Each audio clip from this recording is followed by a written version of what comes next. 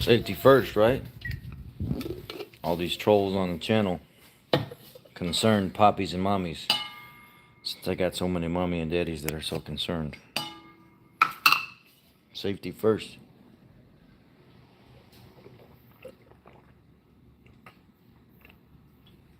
Oh, yes. Good for the soul.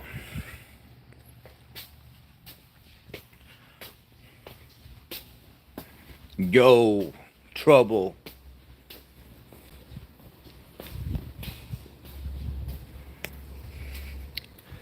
Let's go out here and look at the car people are so concerned on. Man, you gotta put your safety glasses on when you're drilling, because your face is outside the tire and the shavings aren't even close to your face, but you gotta put the safety glasses on, man. Gotta put them on.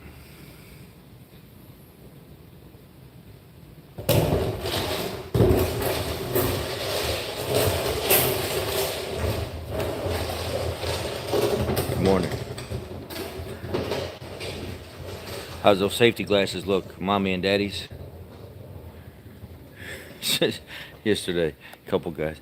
Hey man, you really should put your safety glasses on when you're drilling that stud. Anyway, here's the new the bearing put together with some new studs in it. I mean, not new bearing, but new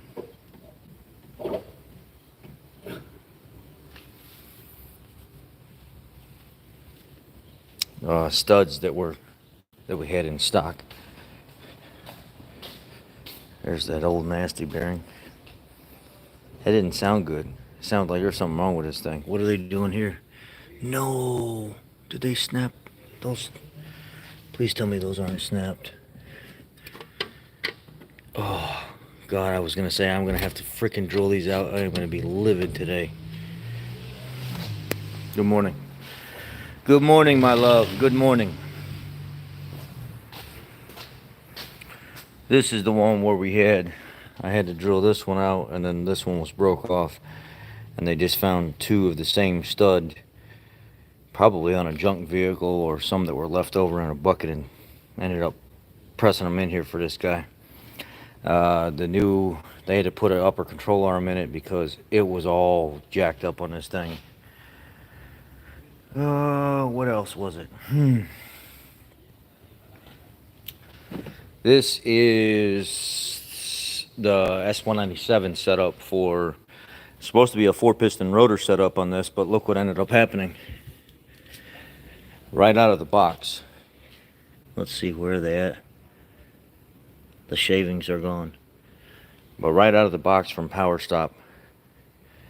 You see that, how right there on the edge, that first nipple going in, that's how the casting was. They sandblasted this thing so close, they tore up the inside. See how smooth the transition? No, this one pulled out the threads as well. Yeah, that one's got coarse. They got so close with the sandblaster on this thing that they ruined the material, and then they just gobbed paint over top of it. And then when you went to go start your bolt, you can see here on the bottom there's threads there. But on the top, if you look through, there's a step at the bottom. And as soon as you went to go put the bolt in, it wouldn't start no matter which way you went. So you tried to run a chase through it and clean it up, and the chase pulled the threads right out of it. Just the way Power Stop did. There's the material right there. Look at the flat surface.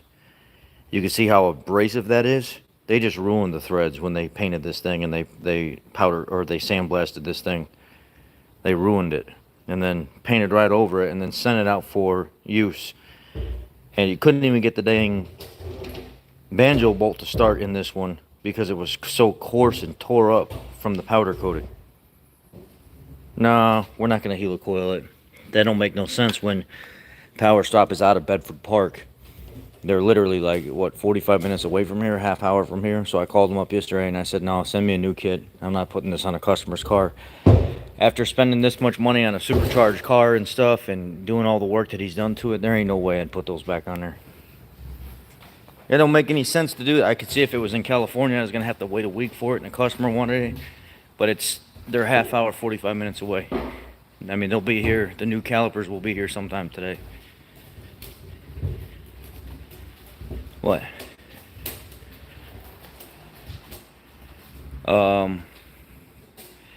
Hi Rich, where would the ignition coil be? Number 1 on a Ford. What? Oh, 2010 F250. Front left, man. Or front passenger side. Front passenger side. Always Ford is on the passenger side all the way up front.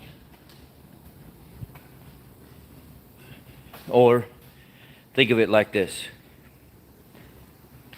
Excuse my French for any ladies that will be watching this in the future or are watching this right now. Take your dick, stick it in the flywheel, and put your right hand forward. It doesn't matter if it's transverse, standard mounted, horizontal mounted, up your ass. It doesn't matter.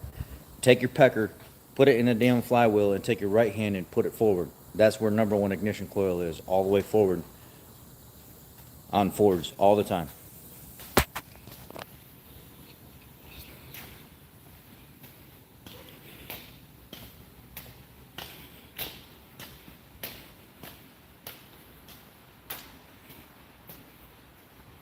Explorers, everything, all the same.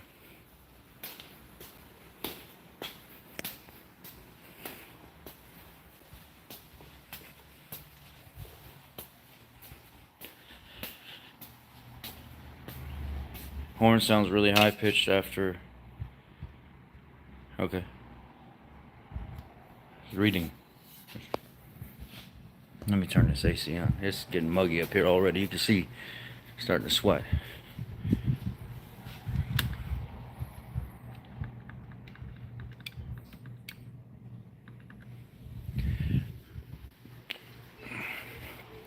Good morning. Some of the stuff these kids are wearing in the morning on the way to school is absolutely ridiculous. We were walking around the corner, and I pick up my employee down the road every day on the way here because it's on the way anyway. Why not? Instead of having a guy walk. We're coming around the corner, and he caught a glimpse of 2 girls coming down the sidewalk, 15, 16 years old, and he was like, and he kind of put his hands over his eyes or whatever. And I was like, I know, man. That's how these girls are dressing now, man. It's absolutely ridiculous. She had some kind of silk top on that hugged her belly and that came up underneath her boobs and caressed her boobs and left the whole middle section open. And that's how she's going to school. That's how her parents let her leave the house to go to school.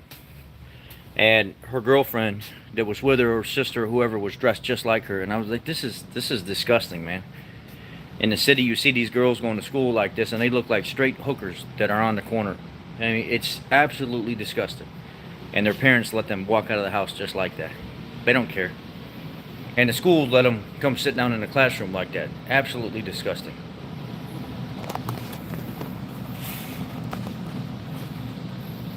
Well, you'll have that sometimes.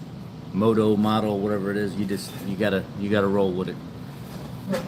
Get out your head.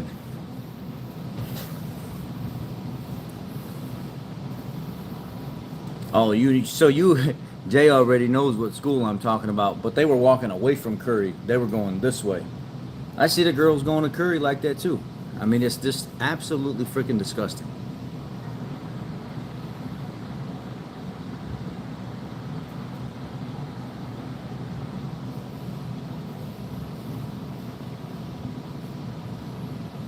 Should I clear the code after putting the part in, or will it clear it? So you got to clear it. I mean, it'll clear eventually after so many key cycles, but clear it.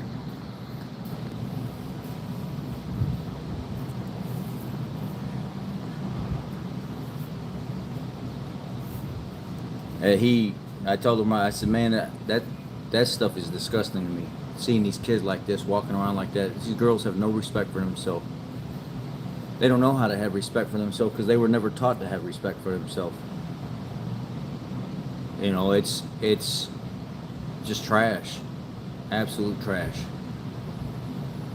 And it sucks because this is the beginning of the rest of their life, and this is how they're growing up, and they think it's okay. Let's try this.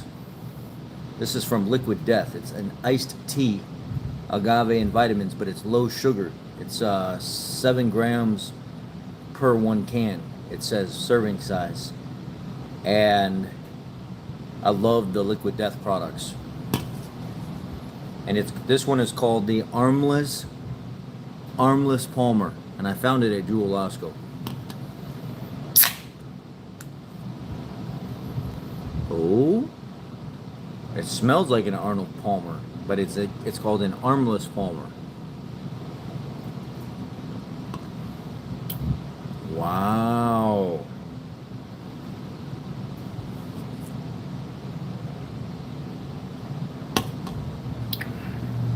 That is freaking good, man. Holy moly.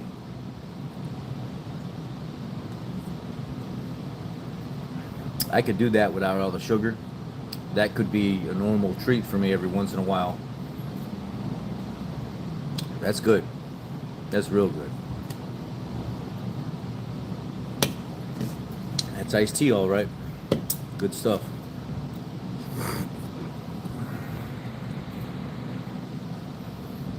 Went through floodwater last week, and the horn sounds really high pitched. Would it help if I blew some air into it to clear out? I mean, it might, but just wait till you get to the shop tomorrow. Wait till you come to work tomorrow. Didn't you say you were coming to work tomorrow? If you're coming to work tomorrow, we'll just look at it when you get here. Good morning.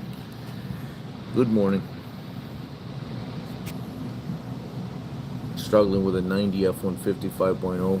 Take a look at the link and let me know your thoughts when you get time. I'd appreciate any input. Stay blessed. You're gonna have to send it to my email or something, Mike, because once these go up, I don't go back and touch them unless somebody's needs help or something like that.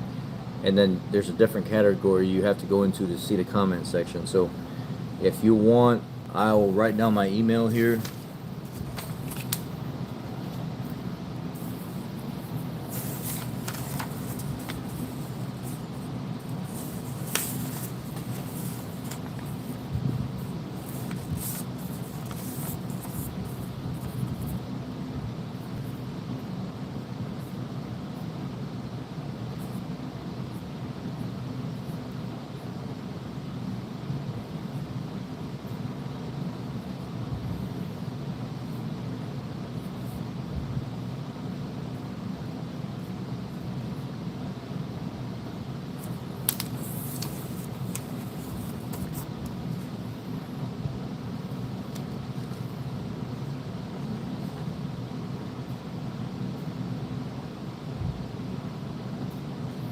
It's POISSORICHARD.RP@gmail.com.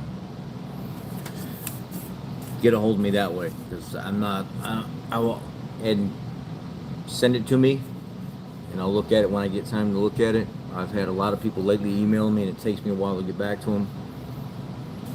Could I scroll up to your question, please? If it's, yeah, I mean, or you could ask it again, too.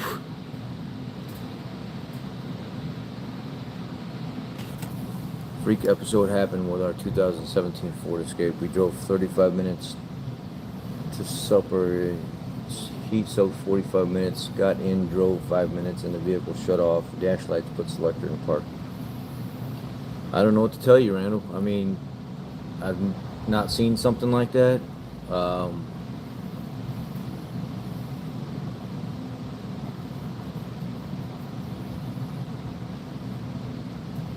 Got in, drove 5 minutes, and vehicle shut off and dash light put selector. Did you say drove 5 minutes, vehicle shut off, and the dash light put selector and park light came on? Is that what you're thinking? Maybe it's because it doesn't see engine RPM. It says put selector in park and it's in drive. So that's probably why. It's a safety thing.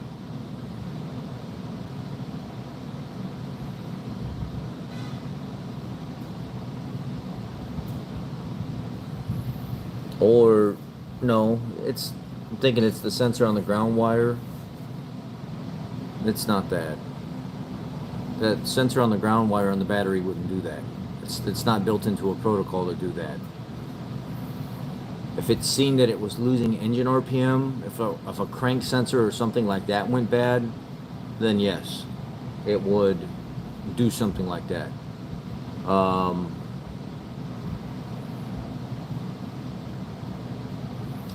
there's too much. I could speculate too much, honestly. I could honestly speculate way too much unless I knew codes. Why would it just randomly shut off? Well, there's a number of things. If it was temperature related, if it was missing a signal from the engine,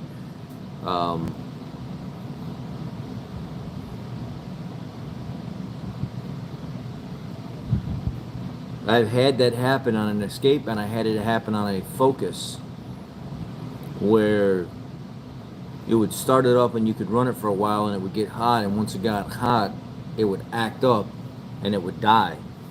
But if you pull up the data monitor and you looked at your RPM signal, after it would get hot, the magnetic field in the CKP would open up and it would not see engine RPM anymore, and it would just kill the car, and it would say put selector lever in park.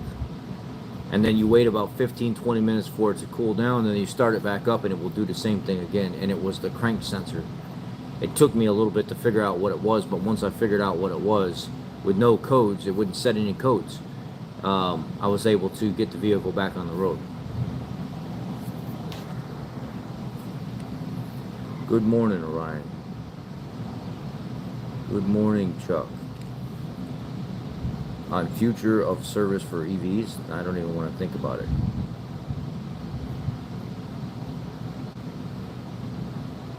Good morning, Mr. Coyote himself. Scotty ever call me out yet? I don't care if he did or if he would. I don't think Scotty would call anybody out, to be honest with you. He likes to pick at larger creators. That's how he grows. Or he insinuates things about certain fields, but he doesn't really call people out. Scotty took a video of mine and used it for clout after the drive.com did a article on a Super Duty sludged up engine that I had. The Drive is a huge automotive online source for automotive information, and they took part of a video excerpt and gave me credit, and they wrote an article and stuff on my video, and then Scotty used it in one of his videos, but he never really called me out. And then when he found out I really didn't like him too much, or the bad information that he puts out, he quit talking about it. So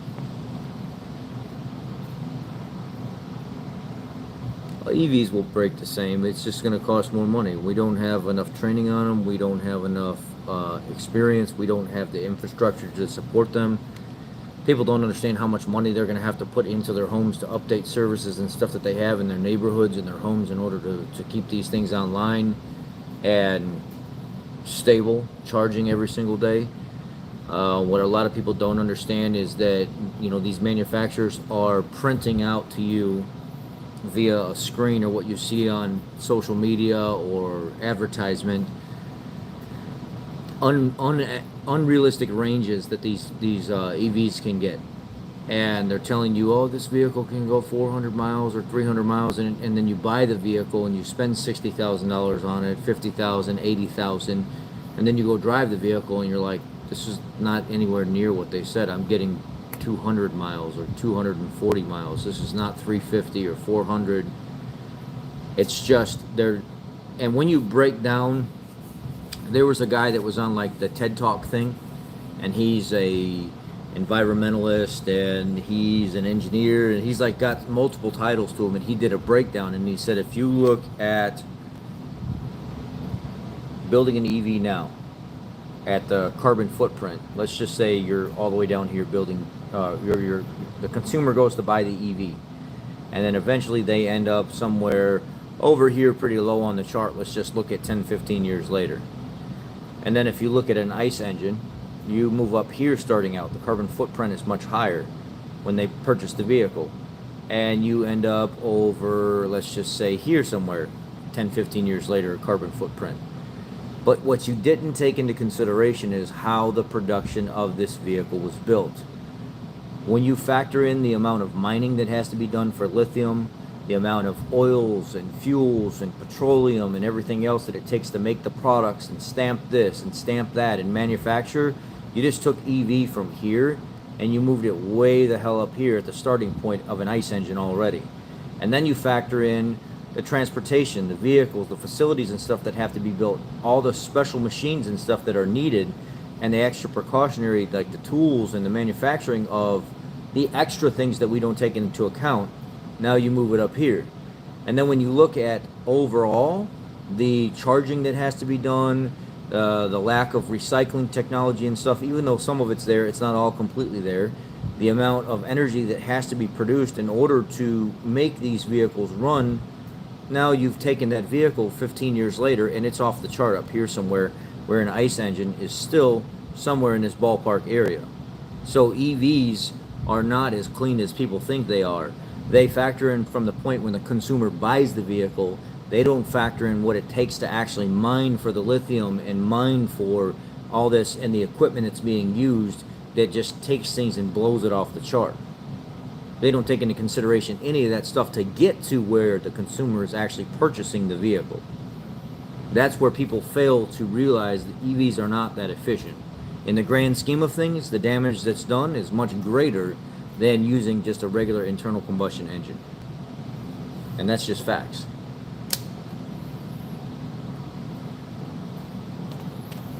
Yeah, and just like Adrian said, the protocol, when something like this happens, how many times lately, it's starting to become more and more popular where these EVs catch fire on these ships or on the road. They showed the one guy going up to one of the Teslas or something that caught fire, and he's grabbing it with a front end loader and he's pushing it off of the embankment over towards the water, and then he drops it down by the water over the embankment because he knows he can't put the fire out on that thing. They're wasting their time. It's going to sit there and burn for days until it's done. Or that cargo ship with the EV vehicles recently that just burned up. I mean, you can't put those out. They just sit there and they burn and they burn and they burn. So there's, to me, there's nothing beneficial about an EV. They're just more of a pain in the ass. And it's just something for these tree huggers and stuff from California that come from a lot of the protocols and stuff that come from overseas, Europe and stuff like that we adopt here, that they're doing nothing for society. They're doing nothing for the environment. They don't actually understand the impact that they're having, and it makes them feel fluffy and warm when people are pandering to their little minds and stuff that they think their EVs are just so absolutely fabulous and great.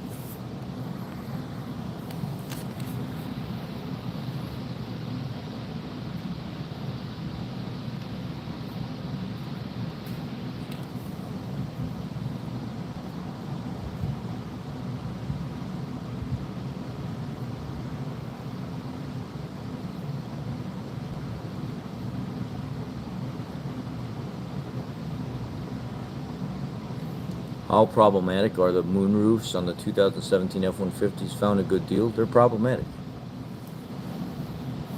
You know, what do people do when they get a sunroof, a moonroof? They don't use it. They leave it closed all the time. They don't use it. And then when they do use it, the tracks end up breaking. So no matter what, they're problematic. I'm just telling you right now, they are problematic.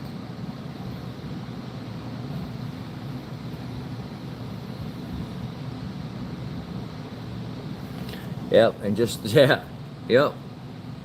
Coyote just said it. Look at this, the ships that they're on. You know, that alone, moving them, transporting them and stuff, is another huge issue with the carbon footprint.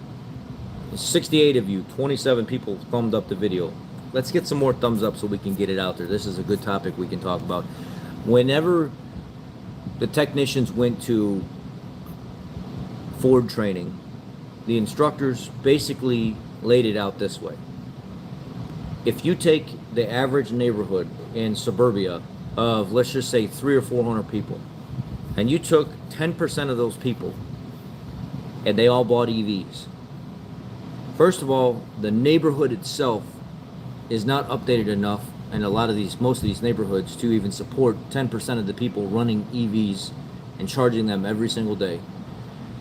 Second of all, when you do have to get upgrades done, let's say the neighborhood is upgraded. When you do have to get upgrades done, and people are going to argue with me about this, I don't really care. There's a certain amount of money that some people, we'll just say some people so we can keep it kosher so everybody doesn't have to argue about it. have to get certain services upgraded to their garages to make sure that they can sustain a certain amount of power being delivered to these chargers, right? And let's just take, for instance, my house. My house was built years and years and years and years and years and years ago. I just paid $2,500 just to have the garage, no, $1,700 just to have the garage updated with an electrical panel. No, that wasn't the panel. The panel cost me $800. So yeah, about $2,500 is what I have into the garage with updating a couple outlets, better wiring in the garage, a control, because what was in there before was 2 outlets, and it was the old screw-in fuse type boxes. That's not including a service that would be dedicated to supply power to an EV charger, so an EV charger can supply. They have a smaller charge style, and then they have a higher capacity charge style. That costs money to update that stuff in people's homes. You can't just throw those boxes in. There's a certain protocol that has to be met or whatever to put those boxes in there. And one guy got on here and he said, I just bought an EV. It cost me $4,200 for them to have them upgrade the service to the garage, and then they had to upgrade the service in the garage so I could support the charger system that I used for the car, because I didn't want the slower charging system to where it takes, you know, a full day for me to get a full charge out of it. I want to be able to put it on the charger at night, and when I wake up in the morning, that thing is charged. So he went with the higher end style charger and all this. I don't know what the hell it is. I'm not interested in it, but I just know we don't have the capacity to support the whole EV thing right now. And a lot of people want the 2024 plus agenda to be greener, but it's not greener. There's nothing greener about it.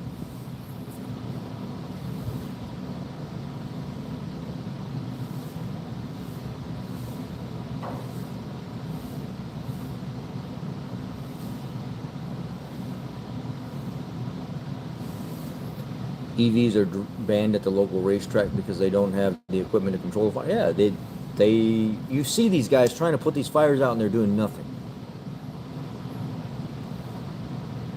They remind me of so much of my truly loved and cherished friend that is no longer with us.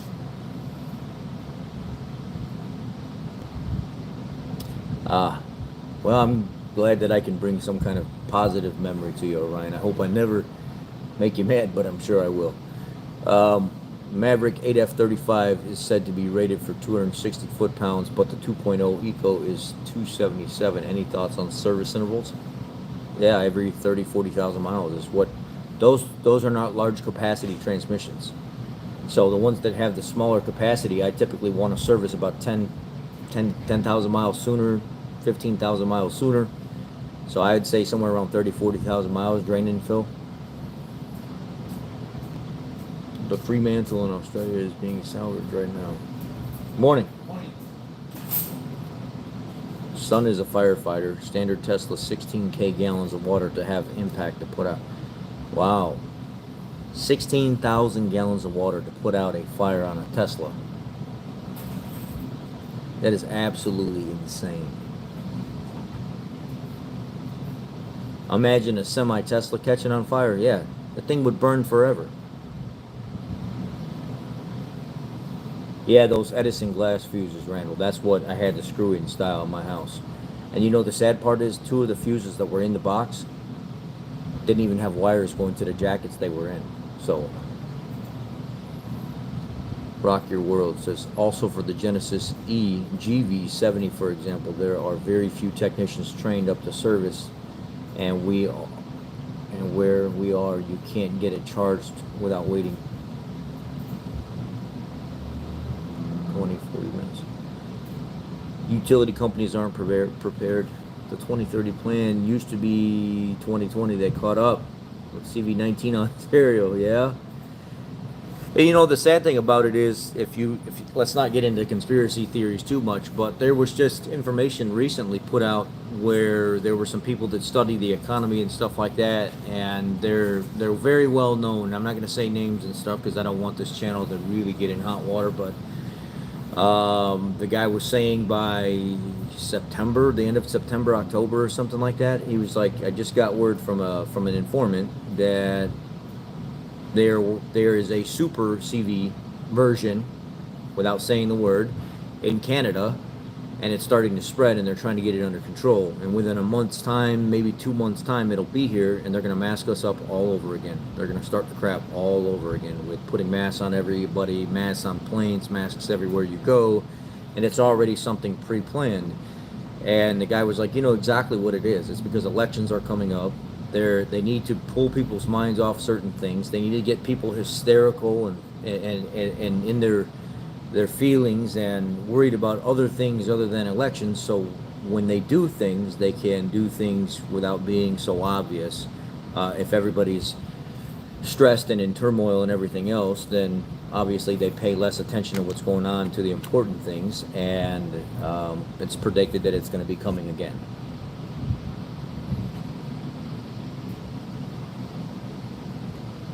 Morning light switch. 230 volt for everything. EVs may be more viable in Europe, shorter distances to travel than here in the United. I don't know. People in Europe are doing good with taking buses.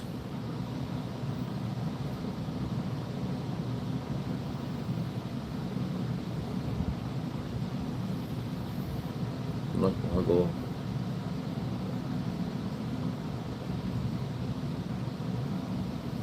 You're able to work from home. What do you even do? I don't even know what you do. Good morning. UP, good morning.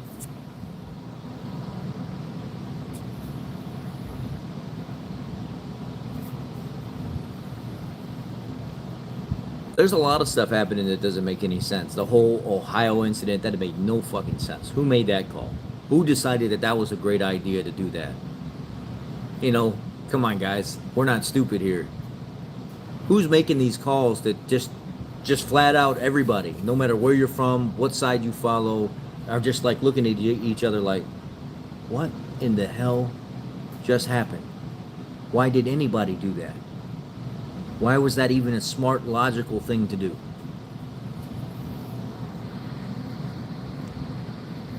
Yeah, I seen the LS swap Tesla. There's so much stuff going on now that it's like you have to almost sit back and comically, like, not even comically, it's like disgustingly comically, I guess you could say, just be like, what what oh my God. So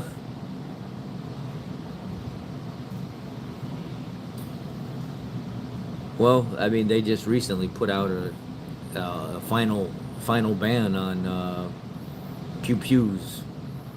They put out some kind of final, like, in stone engraved thing saying that nope, high capacity magazines, nope, certain things that were legal before are just now all of a sudden just no longer legal. You know, yeah, I don't care. No, I didn't see. I really did. You know, Jared, it is what it is. They're gonna do that no matter what. They're the fanboys. They're the ones that wear the knee pads for the guy. So I really don't care. They can they can do what they want. Until they're ready to show up and say something to my face, they're all just talk. That's all it is.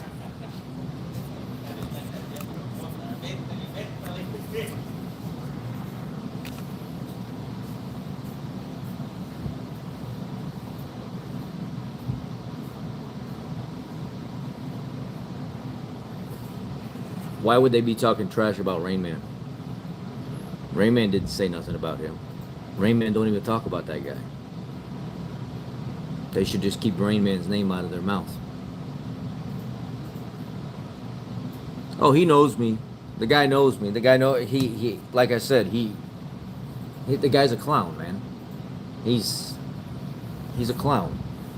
And I hope I see him at SEMA so I can tell him, "What's up, clown?" Just like that. How you doing, clown?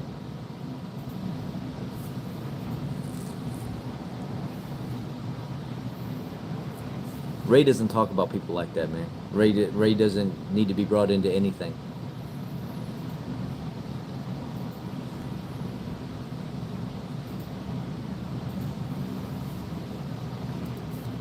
I heard somebody else had an issue with Mr. Subaru, and they were at a convention together, and when Mr. Subaru seen the dude was walking right towards him, and he turned around and walked the other way. He wouldn't even walk towards him.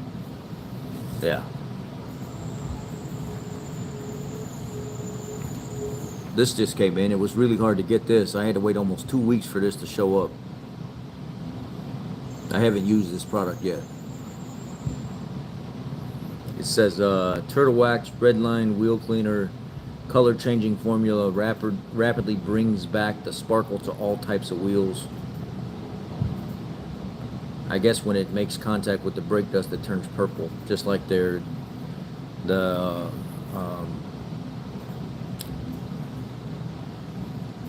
what is that? The Rapid Decon and Iron Remover, their new Hybrid Solutions line.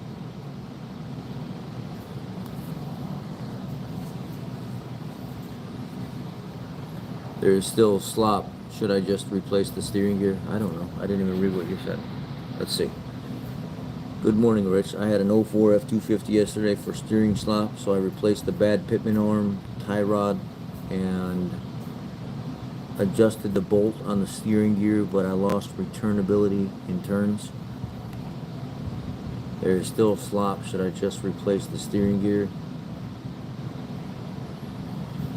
The Chemical Guy product that I recommend, there's like a total interior cleaner that's for glass and everything. I like that product and it smells really good, but I also like the Chemical Guy's tire kicker. The Chemical Guy's wheel cleaner I didn't care for. I felt it was kind of weak.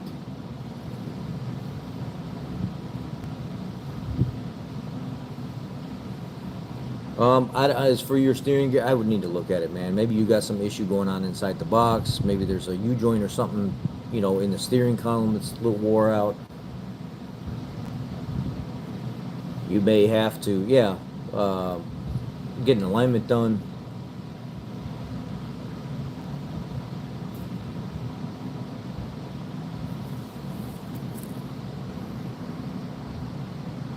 Yeah, Ray is a good man. He didn't badmouth anybody. So if any of the subscribers are talking about Ray on Mr. Subaru's feet, that just shows how low life they are. The people that follow that guy that really love what he says, they're brainwashed, man. The guy's full of it.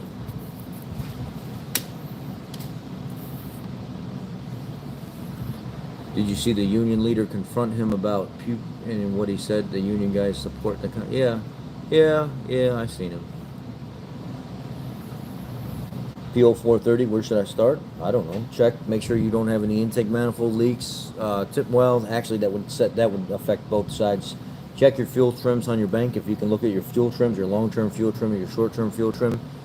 I would say focus more on your short-term fuel trim up front. If your long-term looks okay, because it may have went so far outside of adjustment that it reset itself, and it's in a pattern of adjustment in a bad state of set, like where it sets itself and then it readjusts again. PO430 is a cat code for your driver's side cat. It could be upstream or downstream. No, actually it's only going to be upstream because it has double catalytic converters. Downstream is not monitored, so you can actually take the downstream cat off. It doesn't have a sensor after the cat, so it doesn't really do anything. It's only the upstream cat. Sometimes people can get by with just replacing that cat on that side, that system, and they're not very expensive at all. That may take it away. Make sure your upstream oxygen sensor is fluctuating like it's supposed to, and your downstream is pretty steady at about 0.6, 0.65, 0.7, 0.72, 0.74, somewhere, anywhere where it's steady right in that area. The downstream shouldn't be fluctuating. If the downstream is mimicking what the upstream is doing and they're going up and down, up and down, up and down, that means the catalytic converter is done and you need to replace the catalytic converter. Check for exhaust leaks on that side, things of that nature. But you need to be looking at the exhaust system, the oxygen sensors, the catalytic converter on the driver's side for 430 code. That's bank 2. Bank 1 is the passenger side.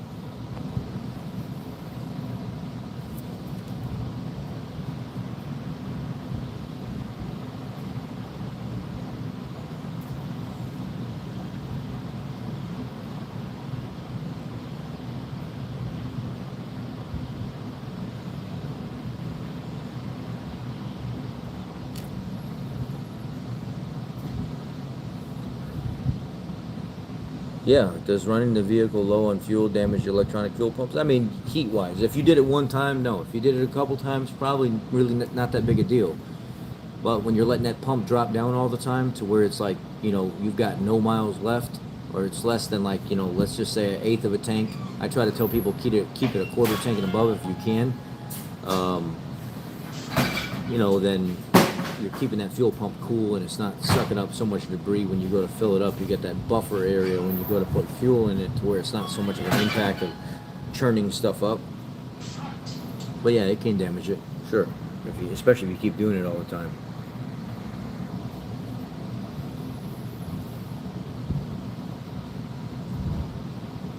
No problem, Kev.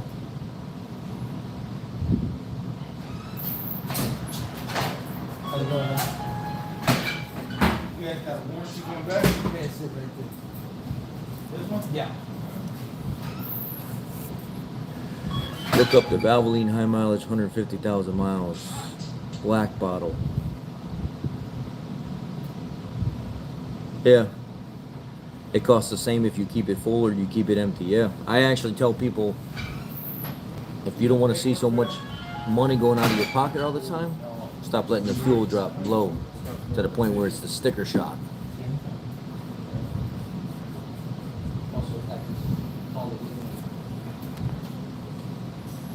Stalling issues with a 4.6. I mean, clean the throttle body, check the plugs, check the ignition coils, make sure you don't have any intake manifold leaks. Do you have a check engine light on?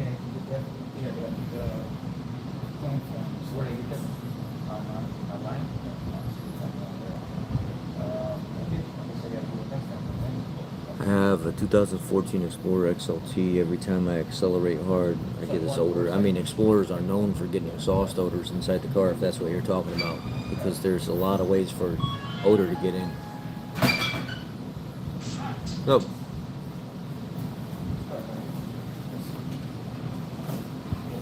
Akibono Euro. Love it. Love it. Great quality. Only went up to operate. I mean, you got to start checking basic stuff. You got to start checking all of the basics to figure out where you need to go. And you need to make sure a purge valve is not stuck open. It's that effect of getting into the throttle and then getting out of it. And then the vacuum being pulled behind it.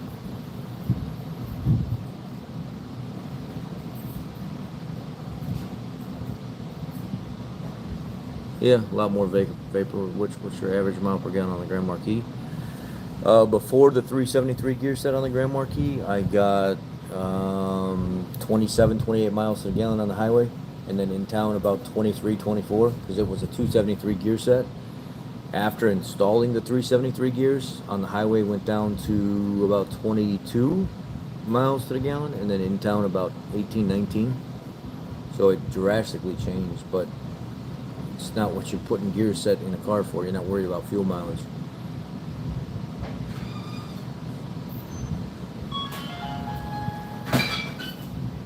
Nationwide is on your side. You just want me to touch something. Do something. I didn't want to drop this. You just want me to touch something that you touched. That's all it is. Oh, just a little bit. Look at this. They made a, Arnold Palmer? But this is from Liquid Death. It's armless Palmer. And they cut all the sugar out of it, so you only get like 6 or 7 grams of sugar. So you're not just dumping a bunch of sugar in your body. And it's got a light. Yeah, you're right. It does. It tastes a little bit like it's watered down, but it doesn't have all of the it doesn't have all the sugar and stuff in it. So you still get the iced tea taste, but it's real light sugar, real light. And you could sit here and sip on it, put it in some cold ice, you wouldn't even know the difference. Especially a day when it's made 90 and humid. Put this on some ice, you good. How much alcohol in there? There's none. There ain't no alcohol in it. Oh, that's why it's armless. Armless, yeah. They can't call it Arnold Palmer. Liquid Death has their. You should see their company vans when they're driving around and they're trying to supply the stores. They're crazy. They got like death metal stuff. It looks all down at like skeletons and stuff like that, and they're pretty cool. Okay, I thought you was drinking early in the morning. I don't do that. I barely even drink.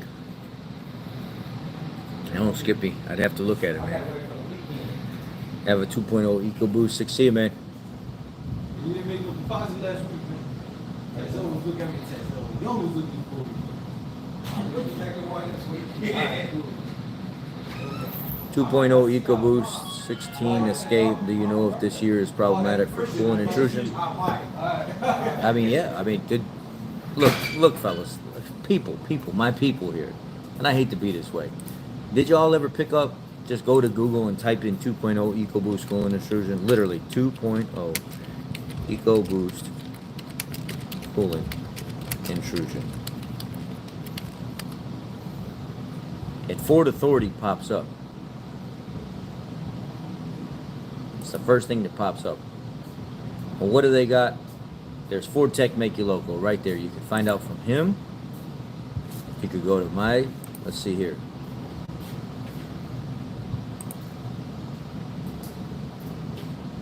You can look at the service bulletin, 2.0 EcoBoost service bulletin. Let's see, right here. What do we got?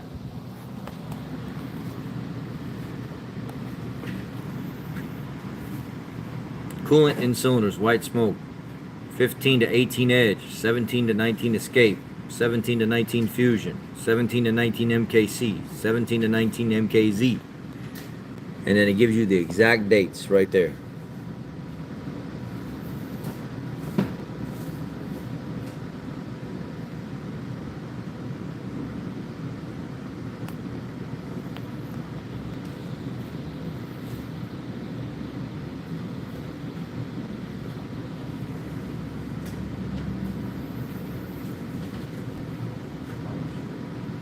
Escape 17 to 19. So if you got a 16, you ain't got it.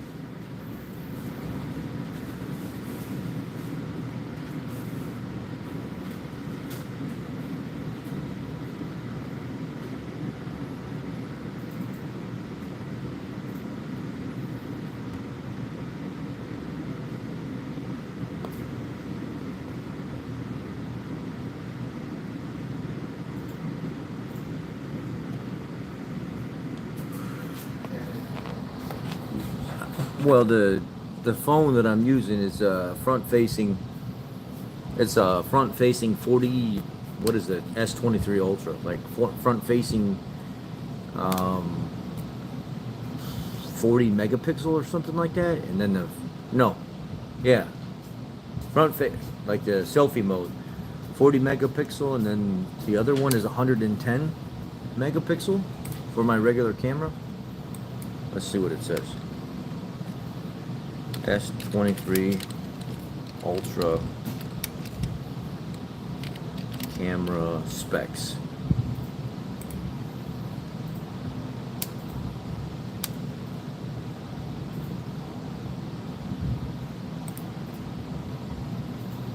Okay, so it says the Galaxy S23 Ultra's 200 megapixel Samsung ISOCELL HP2 sensor seems like a big increase from the 108 megapixel the sensor had in the Galaxy S22. And I think the front facing camera,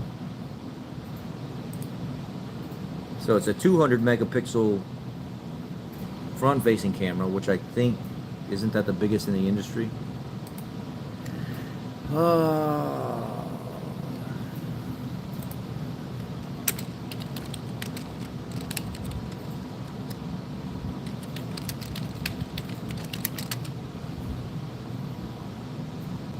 Key front camera specifications, 12 megapixel sensor. So, well, maybe I'm wrong. Maybe it's front camera is 12 mega. Anyway, it says 12 megapixel. Will still produce crisp shots without introducing body dysphoria because of otherwise overlooked skin concerns. I thought it was 40, but it's not. I guess it's 12. I thought it said 40 when I bought it.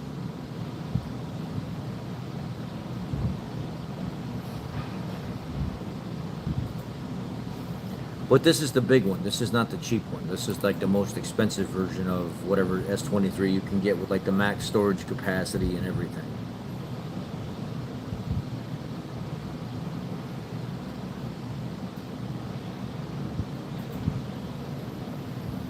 Oh, that's why the S22 had 40. They took the S23 and they went down to 12 and increased the output megapixel from 104, did it say, or something, to 200 on the standard camera.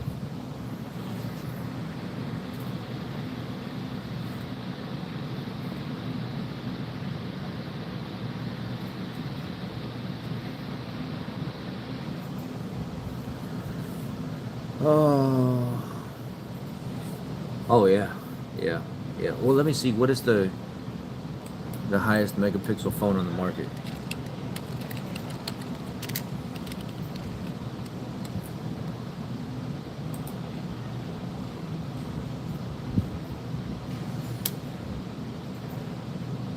List of highest megapixel camera phones in 2023 is the Motorola Edge 30 Ultra, the OnePlus 10 Pro, the Moto G60,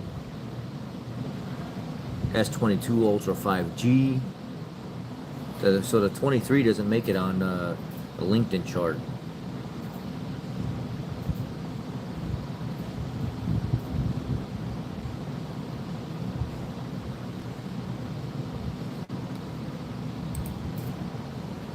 This is weird because they're saying some of the highest phones are 200 and I have 200. I guess the 23 didn't.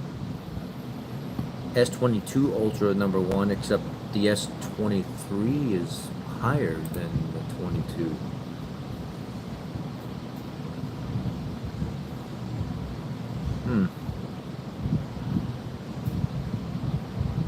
I don't know what it is.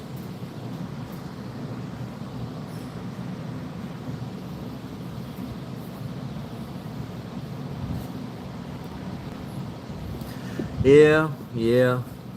You're gonna be spending some money, Yodi. I just looked. I had them price out the drive shaft for the Grand Marquis, and they said if you want a 600 horse rated aluminum, it'll be about $600. If you want a 800 horse rated aluminum, it'll be about $800. And if you want 1,000 horse rated aluminum, it will be about $1,000.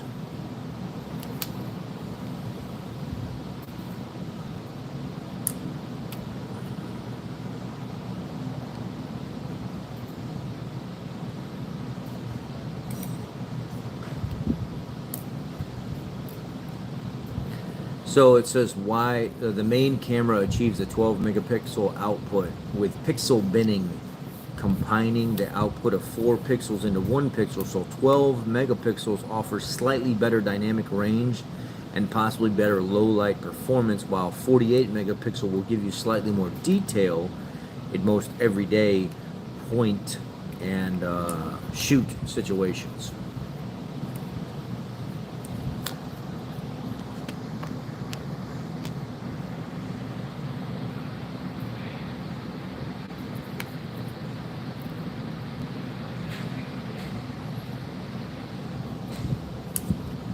Sheldon, I appreciate your channel, Ford Boss. I watch it all the time. I appreciate that. What did you say? Nokia G20? What is that? Nokia G20. Let's see the specs on that.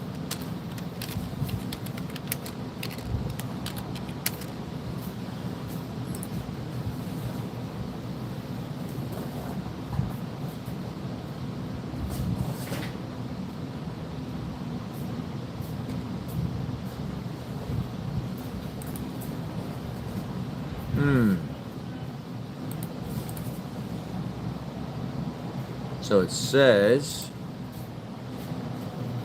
6.5 inches across or diagonal. Rear camera is 48 megapixel plus 5 megapixel ultra wide plus 2 megapixel macro plus 2 megapixel depth. So not bad, decent camera, nothing too crazy. and the front camera is 8 megapixel. Okay, I mean decent phone, but it is what it is. Some people don't need a big fancy phone like I got. This phone costs a lot of money. My phone was like $1,400.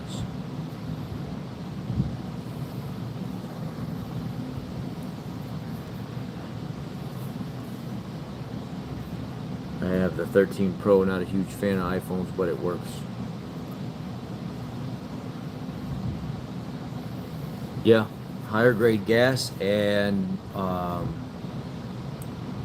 thicker oil. What did you say? You have the 13 Pro?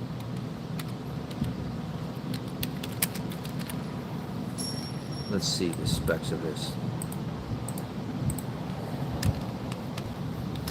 I talked to Young last night. Hey, I talked to Young last night. Can't tell who you talking to. I'm looking like That's why I said it. That's why I said, I hey. don't know who you talking to, man. You want me to stop? You want me to stop talking to? No, I just don't know who you talking to. I hear you talking to that phone all the time. I talked to Young last night, and he said that he's already given them all the things he wants them to start with this morning, so they already know what to do. I don't know about this. If I go back there, I bet you they don't know what to think. I'll put money on it. Let's go find out. Put money on it. Let's go find out. Let's go find out. Ask him. What are you supposed to do? I gotta see. Enrique's good. He's where he's supposed to be. Okay.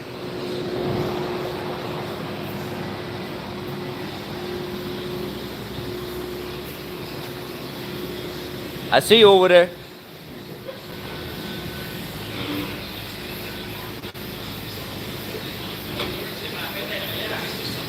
Oh, you're where the bracket is. Your tire's about halfway off. We can move over a little bit. Are you working on this one, or is Lang working on this one? You? What are you doing to it? Having trouble sleeping? On the podcast, nothing much happens. Join yoga and The meditation suspension? teacher Catherine Nicolai for The bumper? peaceful bedtime stories to help you relax. Listen to nothing. What do you- Much Happens on the iHeart Yeah, you got to do headlights. That's it. podcast. The bumper. Oh, what happened?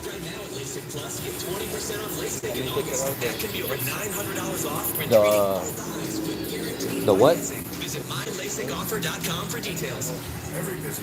The axle housing? So you're doing suspension work. CV axles? Timing chain? Exhaust. Oh, it's leaking? It's leaking right now? The catalytic converter? Okay, okay, all right. He's got to pull the Audi. He's got to pull the exhaust and stuff off. He said he's got to pull the whole front end, the tires, everything like that, because he's got to get the catalytic converters off of it. Something to do with catalytic converter codes.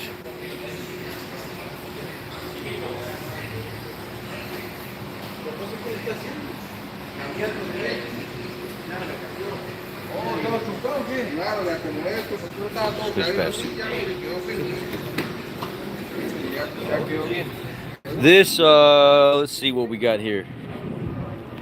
This here, this Range Rover Velar ended up being, let me show you guys real quick. It's a 25, or it says P250S.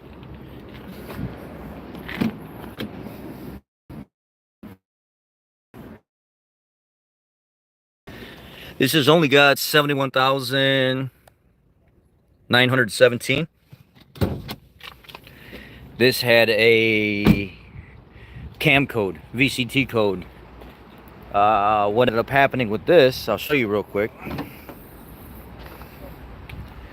is, what engine is this? This is the, I thought it was a 2-liter turbo.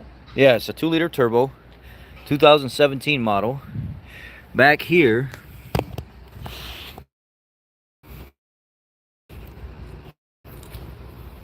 you see that slanted metal right there? Behind that, there's a timing chain, and there's 2 cam phasers.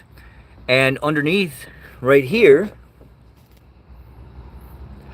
underneath the side of the cylinder head, there's a VCT control solenoid. Or no, it's actually, no, it's not. It's a tensioner. It's an oil-controlled tensioner right there. That big bolt, or that big. So right here, Where my finger's at.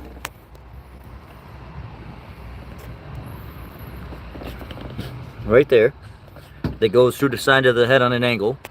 That is a tensioner that goes on the timing chain, like the tensioner guide. And it puts pressure on the top of that timing chain in the back. When this first came in here, this vehicle ended up getting updated phasers. There's a TSB from Range Rover for updated phasers for this thing, I believe. That did not fix the problem. So the code and the TSB that they had does not apply to this vehicle. We had the vehicle come back in here again, and what ended up happening is when you take that rear slanted cover off, you could take a ratchet and a socket and put it on the center of the VCT and try to pull it back and forth, and the intake side would stay nice and firm and it wouldn't move. It would lock in like it's supposed to. The exhaust side would go bung, bung, bung, bung, back and forth because the phaser was bad. Just like the EcoBoost ones in the 3.5 liter EcoBoost F-150s. Same exact, not style, not the same phaser, but same exact scenario. So the phaser was bad in this, and we've done quite a few of these already. And when you go to put all that back together, you got to be careful, because when you pull your tensioner out and you lock the tensioner in, you change your phaser and everything over, your oil control, the centerpiece that goes in there, it kind of threads in the plastic. There's like a little space. If you pull the center of it out and you look down in it, there's a black ring. It's supposed to seal the oil inside that. It'll actually break and it'll blow a piece of plastic off inside the engine somewhere. It'll be in the engine somewhere. That little itty bitty piece of plastic probably not going to do anything long term, because it's so small and so tiny. By itself, it's not going to cause any issues. But that seal that's inside that will bleed off oil. And eventually, over time, that phaser won't be able to be controlled very good, and it'll sit there and just wear that phaser out. So when we ended up changing that phaser, we had to get the center control for it, put all that together, and then when you go to put your tensioner back in, put your tensioner in first before you put your rear cover on, because what ends up happening is that tensioner, under just regular oil pressure, when you push it in all the way and the little spring comes out and it locks and it holds itself, it won't unlock on its own. You got to actually go down in there with a pick on an angle, and you got to unlock the tensioner so it springs out. It puts pressure on the tensioner guide. So when my guy put it all together and stuff like that, I'm looking at this thing and I'm like, dude, there's got to be a way to unlock this thing, man. There's something that you're not doing, or something is up with this tensioner. And he's like, I don't know, man. When I started it up, after I put everything back together, I hear the brrrr, rattling. I said, because it's still locked in the locked position. You got to get this thing to go back in there, and you got to find a tool to get down in there and release the tension on the lock so it can come out and spring and push on the chain. So then he pulled everything back apart. He put the tensioner and stuff back in it, and he was like, oh, I can get a pick down in there. And he fought it for a little bit, and then he unlocked the tensioner, and it came out, put pressure on the chain, and now runs like it's brand new with no codes. So Ford is not the only one with cam phaser issues. We've done quite a bit of cam phasers here for them messing up, especially in GMs, Range Rovers, Fords, Audis, just terrible.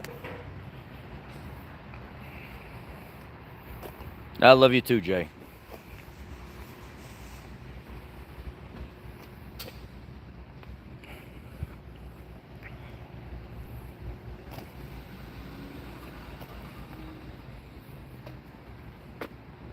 After you're done paying for the phone, they seem to start having problems. Yeah, they force you into the updates. They force you into all that crap. You know, I had a Samsung update go through the other day, and it took my freaking voice text stuff and switched it over to Google voice text, and I did not select that in any of my settings, and it did it on its own. And then I'm going to voice text because so many people message me throughout the day. I can't sit here and text back all the time, so I just voice text, and however it comes out, a lot of times is how it comes out.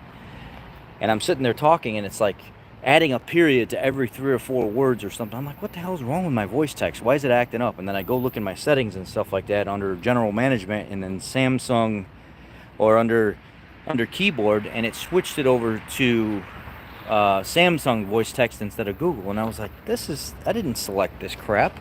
And it happened right after the update. They changed stuff on you, and it's...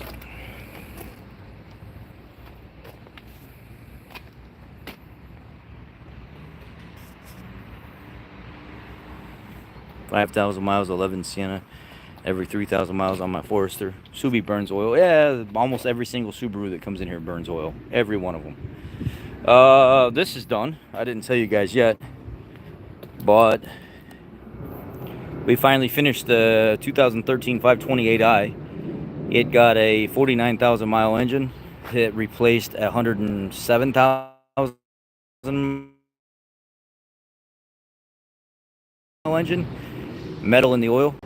So it runs good now. Super quiet, runs great. Put good oil and stuff in it, but I have to get the brakes and stuff done on it. So the customer said she's gonna look into the brakes. She doesn't know if she wants to pay quite the amount of money that we need for the brakes. But honestly, 2 rear rotors, the pads, the sensor.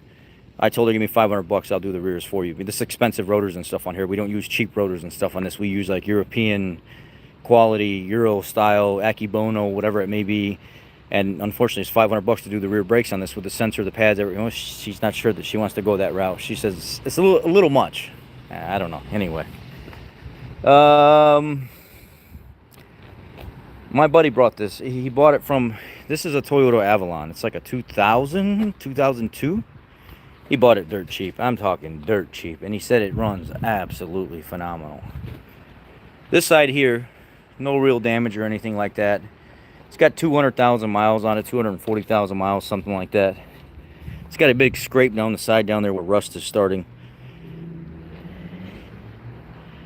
And he was like, you want to buy it from me? And I'm thinking to myself, can we finally have our first Toyota on the channel and maybe do some updates to it, go through it, clean the engine and stuff out, probably do all kinds of videos on this car. Dirt cheap. I'm talking, he got it for almost nothing.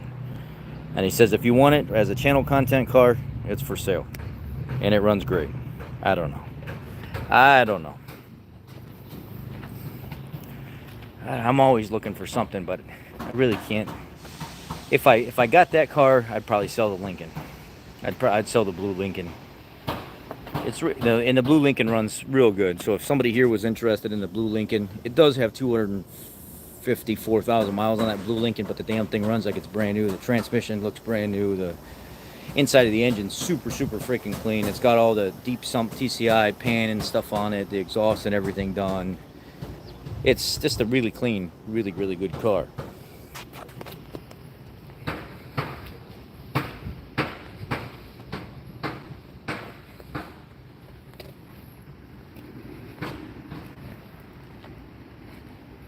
The cold start transmission clunk is annoying as hell on my 22 Tundra, just over 10k miles. Toyota says it's normal, but can't be good on the longevity.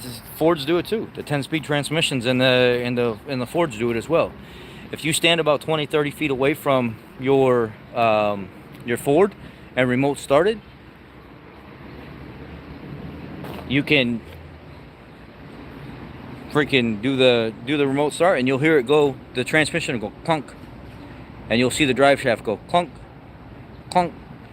And I was talking to the transmission guy, and he said, yeah, let's pull it up in the workshop manual. And in the workshop manual, it says that is a normal sound on startup, because it's like the CDF drum or the torque converter or something like. See, something about the CDF drum priming or something. Whatever the fuck he said. But it's normal. It's not an abnormal sound. It's normal. And I'm like, huh? How in the hell can that be normal? Yeah, it's normal. Ford says it's normal. Just like they say with the Super Duties, the newer Super Duties, when you start them, especially the gas ones, you start them up and you got to let them run for a few minutes before you leave, because it says that the torque converter's priming. And don't pull off right away, especially when it's cold, or else you're going to feel kind of a delay.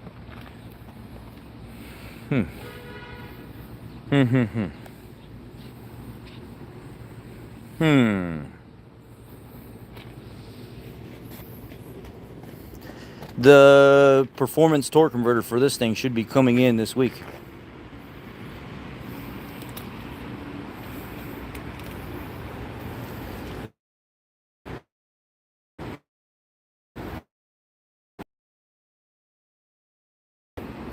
winter project, but eventually it's coming. She's gonna be bad, baby.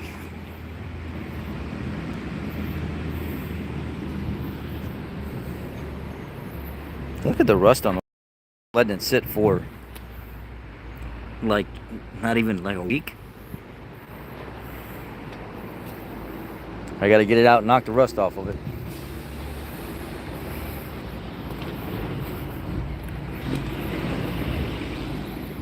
I haven't got the Dodge back from the paint shop, so I'm waiting on the Dodge to come back.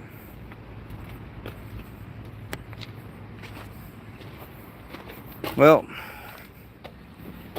I think we'll get started around here. It's kind of a slow day for me, but anyhow. It's a 5.0 T-Bird, but it's not staying a 5.0 T-Bird in the engine that was in it. It's getting a different 5.0. It's getting a, let me show you what 5.0. Howdy knows what it is. What do we got over here? What do we have over here? It's getting a 8A rear end with a, it's the 31 spline axles with a 373 gear set and LSD already installed. And we got the business here. That's what it's getting. 5 liter and a 6R80. Yes, yes, yes, yes, yes.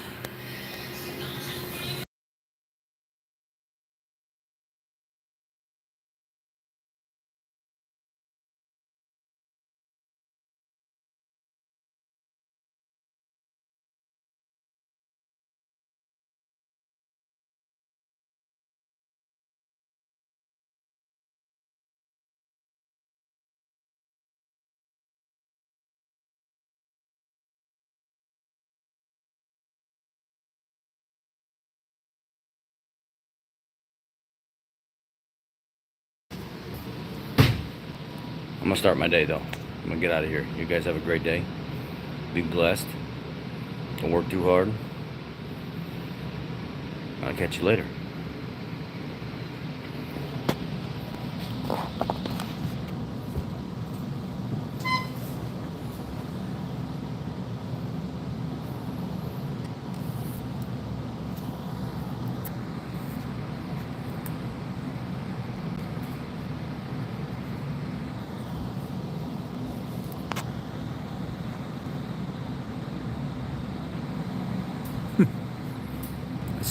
I see it, Mia. Alright guys, I'm out.